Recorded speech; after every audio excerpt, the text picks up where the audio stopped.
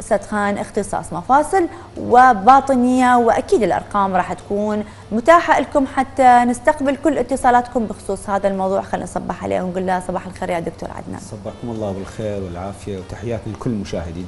تحياتنا لك، منورنا اليوم. طبعا يا دكتور بالبداية احنا نريد نعرف ونتساءل، هل هناك اكو موسم معين للإصابة بالسعال؟ نعم. طبعا مثل ما تفضلتي انت انطيتي يعني فكره موجزه عن عرض السعال. نعم. السعال بحد ذاته يعتبر هو عرض وليس يعني مرضا، يشير الى يعني الى مرض اخر هو الذي يؤدي الى السعال. نعم. اكيد طبعا السعال يحدث بكثره في فصل الشتاء. نعم. لكن هذا لا يمنع من حدوثه في فصول اخرى. نعم. فهو يعني يوجد ترابط ما بين السعال والأمراض الأخرى، قد تكون في أمراض الجهاز التنفسي. نعم. أو أمراض خارج الجهاز التنفسي. نعم. طيب هذه بالنسبة للموسم اللي ممكن أنها تصيب فيه السعال، والأكثر احنا ذكرنا أنه في موسم الشتاء تكثر فيه السعال. نعم. والإنفلونزا والكثير من الأمراض، لكن منهم الأشخاص الأكثر إصابة بالسعال يعني. نعم. طبعا أكيد أن الأشخاص اللي نسميهم ضعيفي المناعة. نعم. اللي هم يشملون الأطفال وكبار السن، وأيضا اللي مثلا الحوامل. نعم. أو أشخاص قليلي التغذية، أو اللي عندهم أمراض مزمنة. نعم. كأنه عنده مرض داء السكري أو يعني أمراض أخرى تصيب الجسم أيضا. نعم. طيب احنا نعرف الأسباب السعال هواية، طيب من ضمنها الالتهاب الشديد اللي يصيب القصبات الهوائية. طيب نقدر نتحدث بالتفصيل يعني شلون تكون الالتهاب بالقصبات الهوائية؟ نعم. مثل ما تفضلتي السعال يعني له أسباب كثيرة جدا. نعم. ومن ضمنها الالتهاب اللي قلنا يصيب بالهواء. من ضمنها ممكن التهاب. نعم. القصبات الهوائية أو التهاب الشعب الهوائية. لكن هو خلينا نقول يعني اكو اسباب كثيره ومتعدده وشائعه. احد تلك الاسباب ايضا هو مثلا استرجاع السائل المخاط من الانف يعني ودخوله الى البلعوم يؤدي الى السعال. ايضا تناول بعض الادويه، ادويه ارتفاع ضغط الدم نسميها المضاده كادويه الكابوتين او الليسينوبريل المضاده للانجيوتنسين. نعم. من الممكن ان تعمل سعال. لكن السبب الشائع هو التهاب القصيبات الهوائية في الأطفال أو التهاب القصبات والشعب الهوائية في الكبار. هذا المرض طبعا ينتج نتيجة أنه يعني أسباب أخرى، كأنه الإنفلونزا، كأنه اختلاف درجات الحرارة ما بين جسم الإنسان والمحيط الخارجي، أيضا سبب فيروسي، سبب عدوى من شخص آخر. بالتالي حدوث أعراض اللي هي أحدها السعال بالإضافة لارتفاع درجات الحرارة. نعم. أو القشعريرة، والسعال اللي يكون في بعض الأحيان سعال جاف أو سعال مصاحب ببلغم. نعم. طيب وأيضا من أهم الأسباب السعال احنا ذكرنا بالبداية اللي هو الالتهاب الشديد اللي يصيب القصبة الهوائية. طيب الثانية اللي هو السبب الحالات التحسس. نعم. مرات اكو يصير تحسس، طيب نتحدث عنه اكثر. نعم. طبعا يعني تعقيبا على موضوع التهاب القصبات او التهاب القصيبات، من الممكن ان يؤدي اذا كان يعني التهاب شديد كانه بكتيريا او فيروسي، ممكن ان يؤدي الى نسميه ذات الرئه او التهاب الرئوي. يعني مثل ما قلنا يعني يحدث نتيجه يا اما عدوى، يا اما قله يعني نظافه او تعرض لتيار هوائي بارد. نعم. او ايضا بسبب ضعف مناعة الشخص. نعم. وبالتالي يكون معرض جسمه للفيروسات أو البكتيريا التي تؤدي إلى ذات الرئة أو التهاب الرئوي الشديد. طبعا التهاب القصبات يعتبر أقل حدة من الالتهاب الرئوي أو التهاب ذات الرئة. نعم.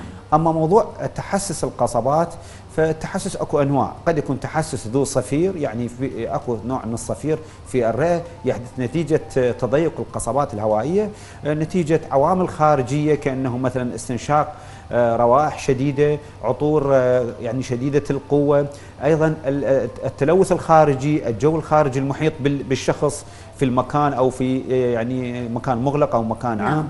هاي كلها عوامل تساعد على حدوث التحسس. فمع حدوث السعال والصفير وفي بعض الحالات ضيق في النفس وألم في الصدر، هذا كله نعتبرها علامات وأعراض تحسس القصبات. نعم. وأيضا أكو عندنا الأسباب يعني اللي ممكن تؤدي للسعال، من ضمنها التدخين. أكيد التدخين يعتبر طبعا يعتبر عامل رئيسي وسبب رئيسي لانسداد العامل المهم طبعا اكيد لانسداد مرض نسميه انسداد القصبات الهوائيه المزمن اللي هو التهاب القصبات المزمن. عاده الاشخاص المدخنين يعني بعد فتره طويله ممكن يصير عندهم يستمر سعال لفتره 3 أشهر، سعال مصاحب لبلغم وخاصه في الصباح، فعند اجراء بعض الفحوصات يتبين انه مصاب بانسداد القصبات الهوائيه المزمن. نعم. وايضا السبب المهم احنا نريد نقوله والاخير الربو يعني احنا نعرف تقريبا نص الشعب العراقي يا دكتور نعم يعاني من هذا الموضوع الربو. اكيد بسبب يعني تلوث الجو او بسبب انه عدم وجود بيئه صحيه تامه يعني ومن وجود الغبار والاتربه، وايضا بعض الاشجار وبعض المواسم يعني مثلا موسم الربيع عند طلوع الاشجار بعض الاشخاص يتحسسون ويتاثرون. طبعا هذا الاشخاص اللي عندهم استعداد وراثي يعني انه معرض يكون للاصابه بتحسس القصبات او تحسس الجيوب الانفيه. من الممكن ان يؤدي الى حدوث حالات من نوبات الربو. طبعا هنا راح يتطور تحسس قصبات، من الممكن أن يتطور إلى نوبات ربو قد تكون بسيطة أو متوسطة أو شديدة. نعم. طيب دكتور نقدر نعرف أنه من الممكن أن يكون أحد أسباب السعال بعد أكو أمراض أخرى؟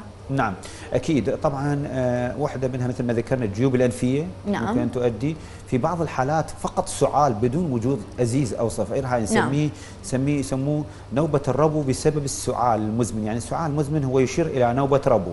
في بعض الحالات الأخرى للسعال خاصة إذا السعال كان يعني لفترات طويلة أكثر من 3 أسابيع من الممكن أن يكون ناتج عن أمور أخرى كأنه التدرن، واحنا يعني صراحة يؤسف إلا أن نقول أن التدرن هو موجود بنسب كبيرة في المجتمع العراقي. أيضا الأمراض لا سمح الله السرطانية اللي تشمل أمراض سرطان الرئة والقصبات الهوائية هذا موجود، فلذلك يعني ينبغي الحذر عند حدوث أي أعراض مثل أعراض سعال مزمن ومستمر ووجود في بعض الحالات مع بلغم أو يكون بلغم مصاحب للدم. هذا لابد من إجراء فحوصات اللازمة للتأكد من عدم وجود التدرن أو سرطان الرئة. طيب دكتور إذا رد نجي احنا للأشكال السعال، إذا رد نبلش بالسعال النباحي. نعم تمام. يعني أريد نعرف احنا غير أنه نتحدث به ونفسره شلون يصير هذا الشيء، شلون يأتينا؟ نعم. السعال النباحي عادة هو يصيب الأطفال أكثر من الكبار، لكن يحدث في الكبار. السعال النباحي يكون تضيق في القصبة الهوائية أو الحنجرة نتيجة إصابته بفيروس، إصابته بجسم غريب، فيؤدي إلى صوت يعني كالنباحة، صوت واضح يكون مميز. هذا يعتبر من كلش خطر لأنه ممكن يؤدي إلى انسداد القصبة الهوائية لا سمح الله والموت. فهنا يعتبر لازم مراجعة المؤسسة الصحية أو الطبيب. خلينا ناخذ يا دكتور اتصال عندنا من الفلوجة. عمر، صباح الخير يا عمر. نور، هلا وسهلا. اهلا وسهلا يا عمر، شلونك؟ حياك الله. 600 هلا، شلونك؟ اني تمام يا عمر. احكي لنا احد عنده سعالاتكم بالعائله صاير وياك هذا الشيء لا سمح الله؟ والله ما عندي، انا عندي اخوي عنده قطع بالرباط بالمفصل مال ركبته. نعم انا ما دا اسمع شيء، اذا ممكن يا شباب بس الصوت. اخوي عنده قطع بالرباط. اوكي. بركبته. يعني ركبته عنده قطع بالرباط، فهاي يعني قالوا لي الا عمليه. يعني ممكن اسال الدكتور بس يعني شلون شو اسمه يعني قطع بالرباط يتعالج هنا بالعراق خارج العراق؟ نعم الدكتور يسمعك اكيد ويقدر يجاوبك على سؤالك. نعم احنا ولو السؤال خارج موضوع الحلقه لكن ان شاء الله نجيبه، هاي ضمن اختصاصنا. طبعا لما يكون القطع في الرباط الهلال او الرباط الصليبي للركبه اذا كان نتيجه ضربه او اصابه شديده ويكون القطع يعني شديد او كامل، فهنا بالحاله يشوف لابد من فحص طبيب المختص، طبيب الكسور او طبيب المفاصل، ويعني اذا كان يستوجب يحتاج ناظور او عمليه جراحيه فلابد من اجراءها، لانه صراحه راح يكون الشخص اكيد راح يعاني من الم شديد في الركبه، وبامكان يعني وراح تحدث يعني امور اخرى، من الممكن انه رجله تفلت، من الممكن انه يحس الام شديده، من الممكن ان يؤدي بعدين الى السوفان الشديد. فالافضل اجراء العمليه اذا كان الطبيب قال لي على اجراء عمليه يعني ينبغي ان لا يتردد ويسوي العمليه ان شاء الله. شكرا لاتصالك يا عمر، واكيد احنا نستقبل اتصال من ام افيان. ام افيان صباح الخير. شلونك؟ شلون صحة؟ يعني تمام. انت شلون صحتك يا ام اذيان؟ والله الحمد لله. ان شاء الله تكونين ممكن اسال الدكتور سؤال؟ تفضلي الدكتور يعني يسمعك اكيد، تفضلي. دكتور اذا ما تزح معاني عندي تحسس بالقصبات. نعم. وعندي مزمن يعني صار لي سنين. نعم. بس المشكله اي علاج للتحسس عنده ضغط يرتفع ضغطي. فسنه الشتاء كله انا اعاني بضحه قويه وعندي فتق نفس الوقت، يعني حتى ينفخ الفتق مالي، يعني الى درجه اني تعبانه ضيق تنفس شبه الربط يصير عندي. ففي ازمتي فتره يخلوني بنتولين شويه ارتاح بها، او نوبات اكسجين شويه ارتاح بها من الشتاء الحالة علي. يعني شلون انا عندي ضغط وما اقدر اي علاج بالحساسيه استعمل. نعم. القصبات. نعم. طبعا يعني مثل ما قالت الاخت، تحسس قصبات قد يكون اقل شده من الربو. احنا هنا في العراق في المجتمع العراقي يمكن ما نقدر نواجه المريض نقول له انت عندك ربو، ممكن نقول له عندك تحسس قصبات شوي اهون، لكن هي الحقيقه انه معظم الاشخاص يكونوا عندهم اعراض نوبات ربو. اذا مثل ما تفضلت الاخت عندها يعني صوره مستمره سعال وقحه وازيز وصفير، فهنا بالحاله تحتاج بعض الادويه اللي تعالج او تمنع النوبات المستقبليه.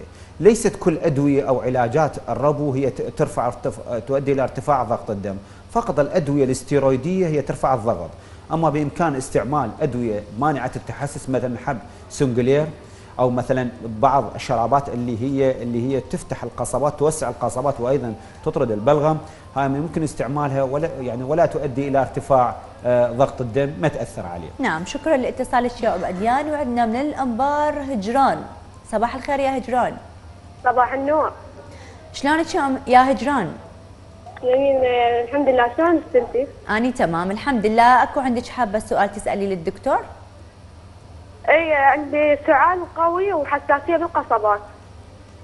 حساسيه بالقصبات عندك، شنو السؤال؟ يعني حابه تعرفين انه شلون يعني علاجه؟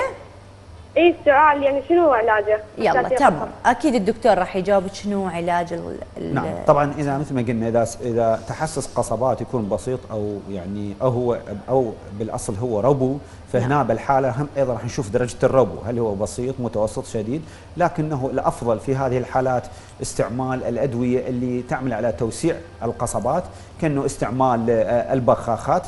طبعا البخاخ يعتبر علاج اساسي وضروري، واكو نحتاج في بعض الحالات نوع او نوعين من البخاخات، بالاضافه لاستعمال الادويه اللي من الممكن ان تخف حده الاعراض.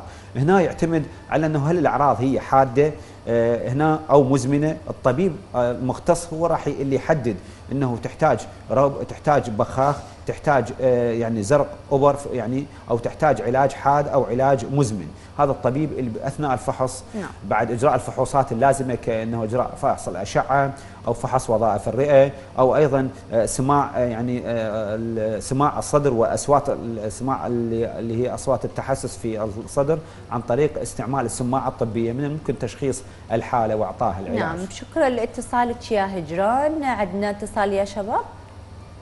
تمام. طيب يا دكتور نرجع، احنا ذكرنا وتطرقنا انه عندنا السعال الديكي. نعم. وايضا لا عفوا السعال النباحي. نعم. طيب خلينا نتحدث عن السعال الديكي، يعني هذه من المسميات اللي تتسمى على صحيح اسماء السعال. فعلا السعال النباحي قلنا هو نتيجه النباح، يصير تضيق في القصبه الهوائيه او تضيق في الحنجره. نعم. اما السعال الديكي هو عاده مرض يصيب الاطفال، لكن ايضا يصيب الكبار. سعال الديكي يعتبر مرض معدي عالي العدوى، وخاصه في الاسبوع الاول تكون اعراضه هو قحه كلش يعني شديده، يعني من الديكي جاي منه من صوت الديك. نعم. وسعال شديد جدا يصاحبه يعني ايضا في نوبه من الاختناق، وايضا تقيؤ بعد السعال، تكون اعراضه كلش حاده، يعني في بعض الحالات يؤدي الى حدوث ايضا يعني الام شديده في البطن والصدر. طيب هذا من يجي يعني نتيجه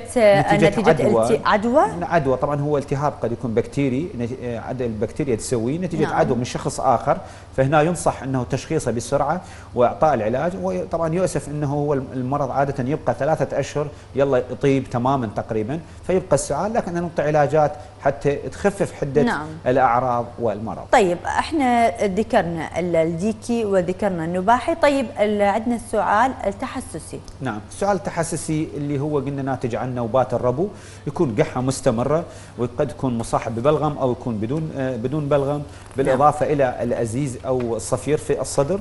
هنا لابد مثل ما ذكرنا نحتاج في بعض الحالات استعمال الادويه الاستيرويديه، نحتاج البخاخات، نحتاج ايضا انه الوقايه كلش إلى بهذا الموضوع جدا مهم.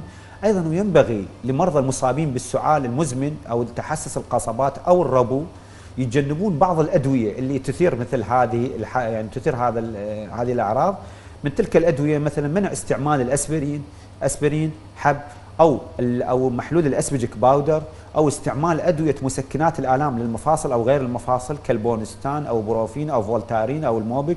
هاي كلها تؤدي الى تضيق في القصبات الهوائيه. ايضا بعض ادويه الضغط هي التي تؤثر على او تزيد حساسيه القصبات او الربو.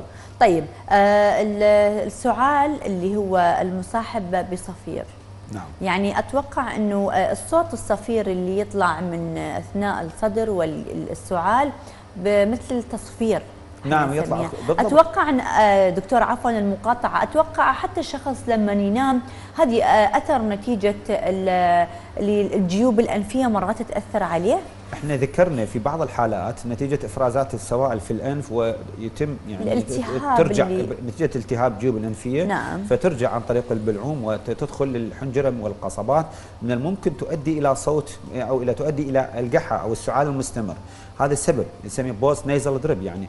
او قد يكون ناتج هذا السعال المزمن او بالليل ناتج عن في حالات اخرى عن استرجاع مريء مثلا. يعني الاشخاص اللي هم عندهم استرجاع مريء رخاوه في الفتحه السفليه للمريء ورجوع الطعام من الممكن يؤدي ايضا الى سعال.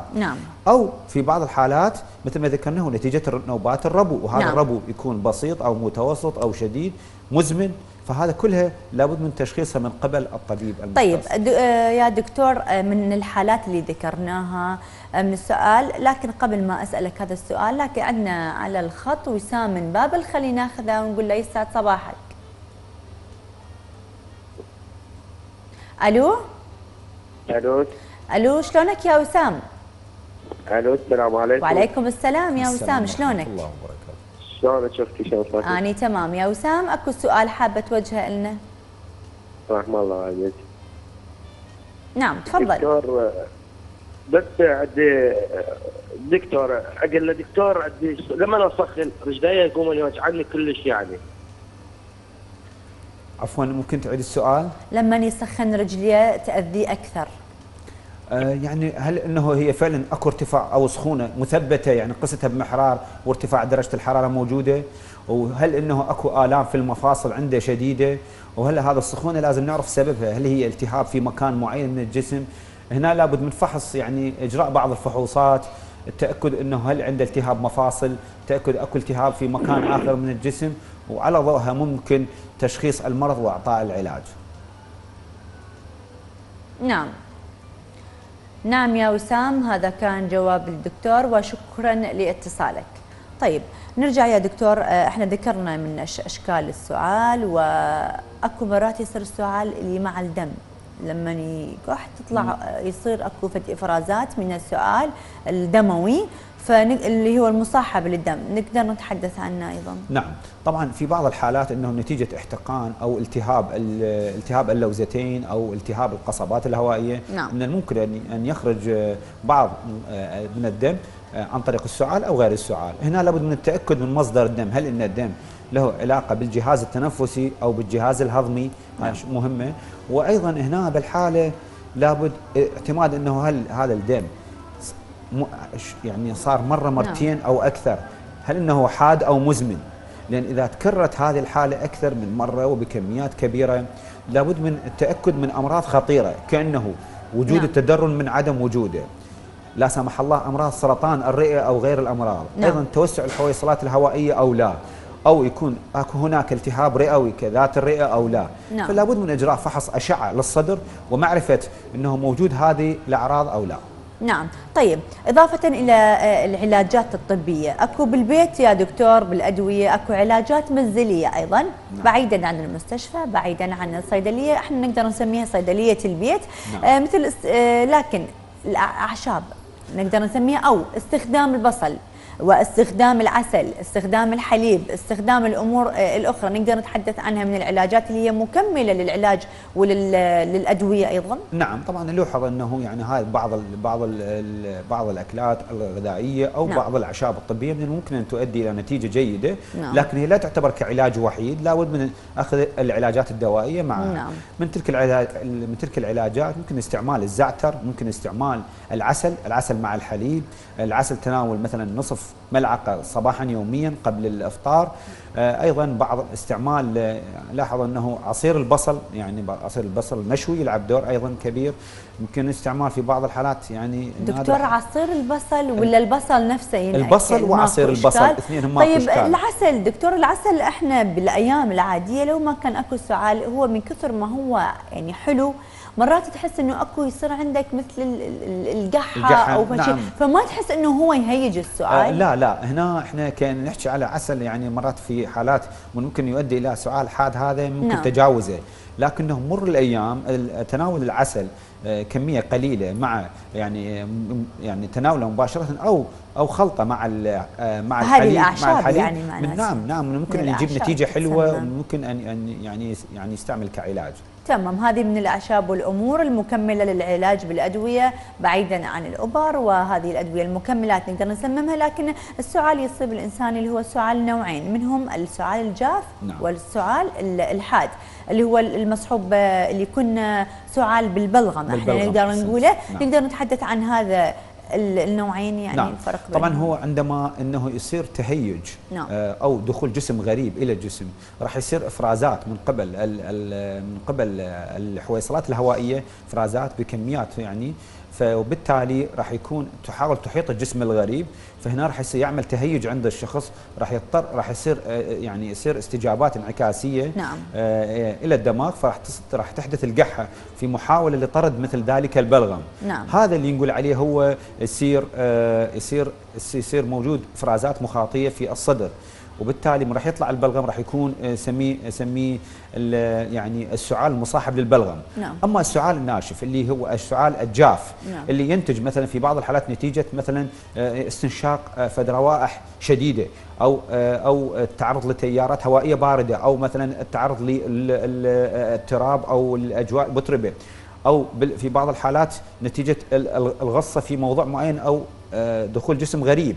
فهنا السعال الجاف راح يكون حاد ولفتره قليله، ومن الممكن ان يتطور الى بعد فتره الى سعال جاف بعد ما انه تصير افرازات كثيره في الصدر. نعم. فالسعال الجاف عاده يكون حاد لفتره قليله، ويكون بدون بلغم، ويكون مثل ما ذكرنا ناتج عن تهيج او التهاب في بعض الحالات. نعم. كانه ذات الرئه. اما السعال اللي مصاحب للبلغم فهذا يكون نتيجه دخول جسم غريب او التهاب نعم. قصبات. دكتور، مرات احنا نقدر نسمي من اسباب السعال اللي هي دخول الاجسام الغريبه. طيب من ضمنها احنا الكثير تصيب النساء، تعرف اللي دائما ستات البيت اللي يكون عندهم ينظفون بالبيت المنظفات. نعم اكيد هذه بشكل خطير، يعني يصير على تحسس في الصدر، تحسس في القصبات الهوائيه، وايضا نتيجه انها هي تسبب زياده في القحه ايضا. اكيد طبعا مثل ما تفضلتي، استعمال مساحيق التنظيف نعم. كالزاهيه او القاصر او الروائح القويه اللي يستعمل، او المعطرات المنظفات للبيوت فيها مواد من الممكن ان تؤثر. طبعا مناسبه ان بدأنا اشير انه خاصه مع دخولنا موسم الشتاء وبدات انخفاض درجات الحراره نعم. يعني لوحظ اصابه كثير من الاطفال بالتهاب القصيبات والتهاب القصبات نعم. وما يعني ينتج من مضاعفات من ربو او غيره. فننصح ربات البيوت المحافظه على الاجواء المعتدله، وعدم انه تعرض الاطفالهم الى تيارات هوائيه بارده، كانه تعرضهم الى مثلا في بعض الاطفال عدم ارتداء الملابس بصوره كافيه، او تعرض لتيار هوائي بارد، انه يخلوهم يطلعون في الشارع يعني او في المكان في خارج البيت ويتعرض لتيار هوائي بارد. هذا نعم. ممكن ان يؤدي الى اصابته بالتهاب القصيبات. طبعا هاي كل العالم دكتور، احنا صير ويانا انه نكون بالبيت عند الصوبه مدفين، يعني نخلي او نسمي نغذي الجسم بدفو. نطلع برا نلاقي مطر او برد او يعني تتغير في الجو، ففجاه انك انت تكون بين الحراره وبين البروده، هنا هماتنا ياثر مرات على اكيد هذا سبب رئيسي هذا، لانه الجسم متعلم على درجه حراره، من يصير تغير بدرجه الحراره هنا راح يصير زياده فرصه او نقصان، راح يصير فرصه انه يعني اكتساب المرض بسهوله ويؤدي الى حدوث مثل تلك الامراض. طيب ناتي الان الى الوقايه يا دكتوره من السؤال، شلون احنا نقدر نحافظ؟ الوقايه مثل ما ذكرنا محافظه على جو ودرجه حراره ثابته ما بين يعني جسم الانسان وخارج الجسم، ارتداء ملابس الكافيه بشكل عام. تناول الاغذيه الغنيه يعني ضروري، يعني الاغذيه خاصه الفواكه والخضروات بكل انواعها ضروري. ايضا معالجه يعني الامراض خاصه الاشخاص اللي عندهم امراض مزمنه كمرض السكري، معالجته والسيطره عليه. ايضا قدر الامكان تناول السوائل الدافئه عند اصابه الشخص بوعكه صحيه كانه التهاب لوزتين او انفلونزا او نزله برد، لابد من تناول السوائل الدافئه، اخذ الراحه، قسط من الراحه، تناول بعض الادويه الباراسيتول، وعدم استعمال صراحه الطرق الخاطئه من اخذ الابر عشوائيه او المضادات الحيويه بصوره عشوائيه، ويعني محاولة التغذية بصورة جيدة. نعم يا دكتور، أنت اليوم نورتنا وتعبناك ويانا اليوم. أهلا وسهلا. أكيد احنا نتمنى لك ولكل متابعين قناة رشد الفضائية الصحة والسلامة يا ربي، وانا يعني كلمة أخيرة من عندك. نعم إن شاء الله نتمنى الصحة والعافية لكل المشاهدين الكرام، أتمنى لهم إن شاء الله فصل شتاء خالي من الأمراض. نعم. وأيضا ينعم العراق بالخير والرفاه إن شاء الله. نورتنا يا دكتور، شكرا لك. نعم.